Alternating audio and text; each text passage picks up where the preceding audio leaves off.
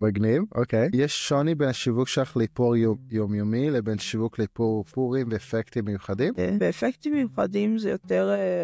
אפטר, נשאר לו. כן, תמונות אפטר יותר עולה, וגם כאילו הקהל יהיה נורא שונה. באיפור אפקטים, אם אתה משווק למישהו איפור אפקטים, אתה רוב הסיכויים יודע שהוא מעוניין בזה, כאילו. אוקיי. אני לא אשווק למישהו רנדומלי. אוקיי.